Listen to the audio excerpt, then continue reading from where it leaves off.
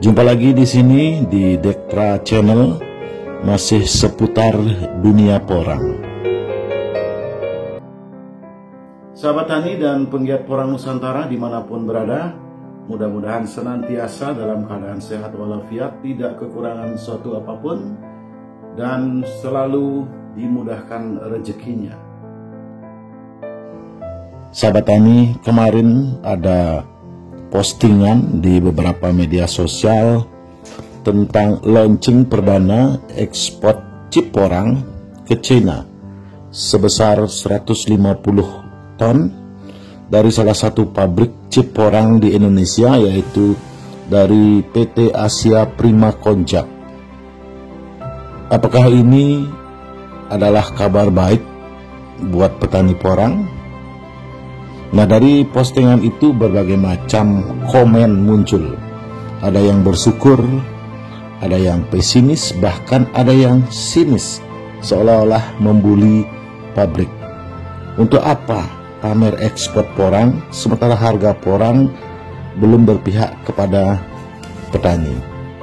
Untuk menyikapi ini, kita perlu pahami mengapa harga porang terjun bebas saat ini dibandingkan harga di tahun 2019, tahun 2020. Nah, dari sumber yang bisa dipercaya, saya dapat informasi bahwa yang pertama, harga porang di tahun 2019 sampai dengan tahun 2020 yang mencapai kisaran angka 12 sampai 14 ribu per kilogram adalah harga semu atau harga palsu, bukan harga pasar, apalagi harga pabrik.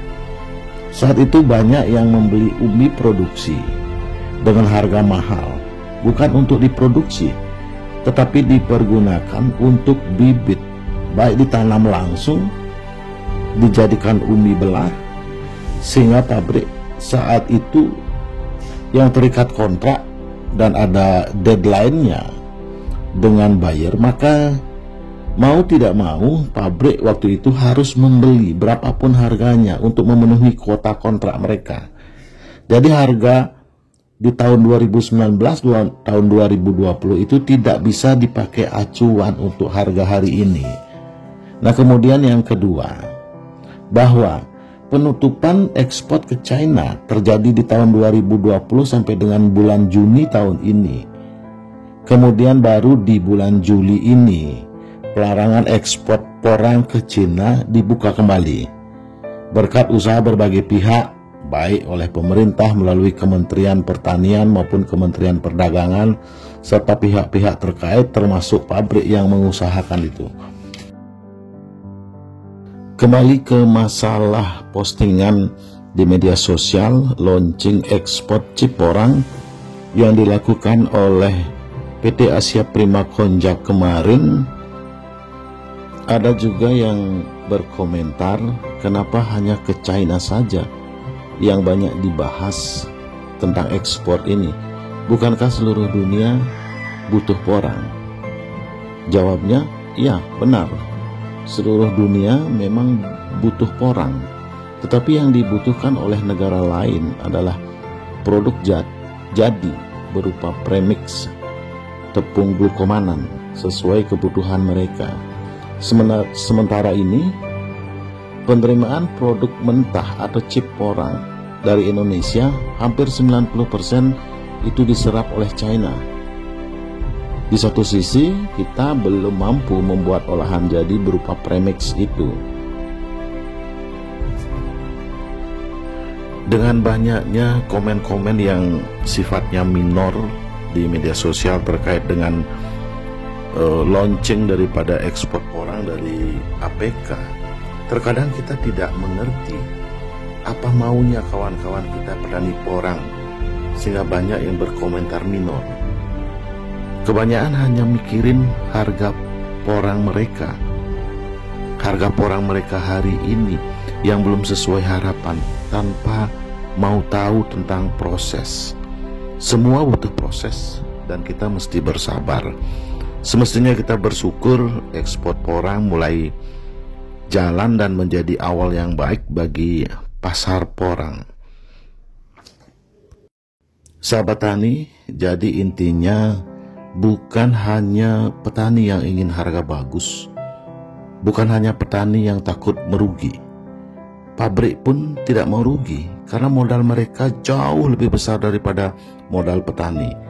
Tidak ada maksud saya di sini untuk membela pabrik, tetapi saya pernah mendengar pernyataan dari seorang pemilik pabrik dalam sebuah Zoom meeting. Beliau mengatakan tidak ingin harga umbi porang itu murah, karena kalau harga murah itu sampai diketahui oleh buyer, maka tidak tertutup kemungkinan buyer pun akan menurunkan harga chip porang. Sementara biaya operasional dan biaya produksi di Indonesia itu cukup tinggi. Kita ketahui bahan bakar minyak sekarang naik, pajak juga naik, kemudian upah minimum regional juga naik.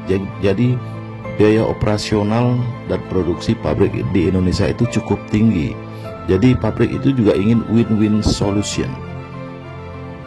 Nah sekarang yang penting sudah ada yang beli dulu. Sehebat apapun kualitas porang kita, kalau tidak ada yang beli, kedepannya akan terjadi overproduksi, supply berlimpah, sementara permintaan atau pembeli tidak ada, ya percuma juga. Nah jadi mari kita bijaksana menyikapi hal ini. Jangan sampai ada pernyataan-pernyataan negatif, apalagi membuli pabrik. Karena pabrik juga sama, seperti kita tidak ingin rugi. Semua butuh proses dan kesabaran.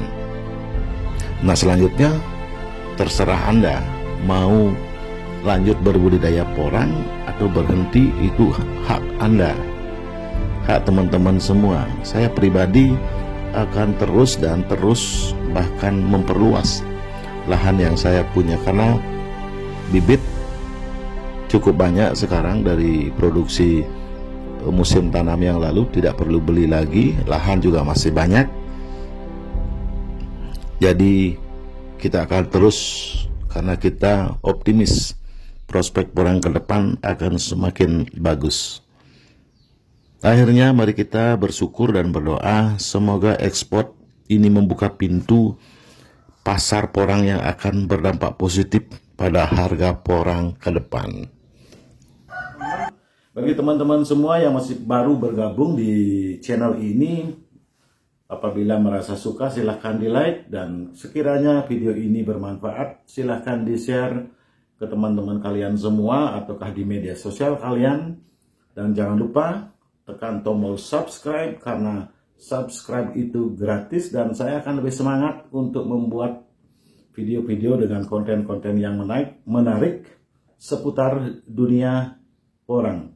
Dan yang terakhir, jangan lupa tekan tombol lonceng untuk mendapatkan notifikasi pada video-video saya berikutnya. Untuk porang, tentang porang, baik itu budidaya porang, manfaat porang, cara berbudidaya porang yang baik dan benar, mungkin teman-teman bisa saksikan di video-video saya yang saya cantumkan di video akhir ini. Buat teman-teman semua, sampai di sini dulu, sampai jumpa.